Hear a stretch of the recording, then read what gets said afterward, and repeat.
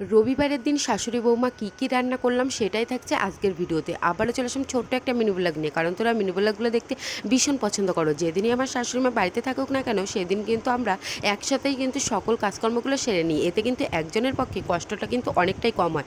সকাল সকাল সোজা চলে গিয়েছিল পুকুরে, তো সেখান থেকে কচু শাক এনে নিজেই কিন্তু কেটে একেবারেই রেডি করে রেখেছে। তারপরে এখান থেকে পোনা মাছ নিয়েছিল, কারণ আমার শ্বশুর মশাই মাংস খেতে একেবারেই পছন্দ করে না, তাই বাবার জন্যই কিন্তু মূলত মাছ নেওয়া। তাই মাছের সাইজটা একটু বড় বড় করেই কিন্তু কেটে নিচ্ছিল।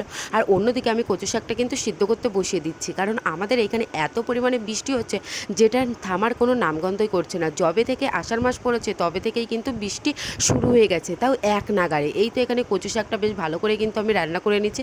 ছোলাটা আমি আগে থেকেই ভিজিয়ে রেখে দিয়েছিলাম, রসুন একটু কুচিয়ে নিয়ে পেঁয়াজ লঙ্কা এই তো ফোড়ন দিয়ে এই তো এখানে আমি কচু শাকটা কিন্তু রান্না করে নিচ্ছি। আর কচু শাক খেতে আমাদের বাড়ির সকলেই কিন্তু ভীষণ পছন্দ করে। আর আমার শাশুড়ি মা যেদিনই বাড়িতে থাকুক না কেন, সেদিনই কিন্তু একটু রান্নার পথটা একটু বেশিই হয়। বিশেষত শাকসবজিতে কমন বিষয় থাকবে। এই তো আজকে তাড়াতাড়ি করে মাংসটা আনা হয়নি বলে হাজব্যান্ড বাড়ি আসার সময় মানে 1:30টার দিকে এই তো মুরগি কিনে এনেছে গোটা। তো তাড়াতাড়ি করে গরম জলটা বসিয়ে দেওয়া হয়েছিল, বেশ ভালো করে কিন্তু মুরগির লোমগুলো ছাড়িয়ে নিয়েছে। আর অন্যদিকে আমার শাশুড়ি মা নিজেই কিন্তু মাংসটা কেটে নিচ্ছে, কারণ আমার চানটা করা কমপ্লিট হয়ে গেছে বলে। এই তো এখানে মা হচ্ছে মাংসটা বেশ ভালো করে কেটে নিয়েছিল, আর অন্যদিকে মশলাটা আমি আগে থেকে রেডি করে নিয়েছিলাম, যাতে হাজব্যান্ড আসার সঙ্গে সঙ্গে মাংসটা কেটে বেছে ধুয়ে নিয়ে রান্নাটা তাড়াতাড়ি করে সেরে নিতে পারি। কারণ আমার হাজব্যান্ড কিন্তু আবার মাছটা সেরকম একটা পছন্দ করে না।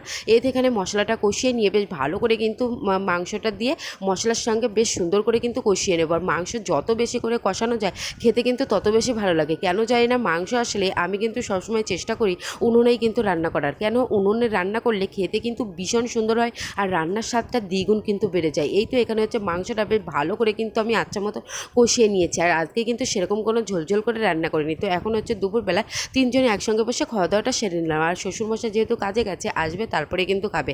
আর এখানে আমার শাশুড়ি, আমি আর আমার হাজবেন্ড তিনজনে মিলে দুপুরের খাওয়া দাওয়াটা একসঙ্গে জমিয়ে সেরে নিলাম। ভিডিওটি কেমন লাগলো অবশ্যই জানিও।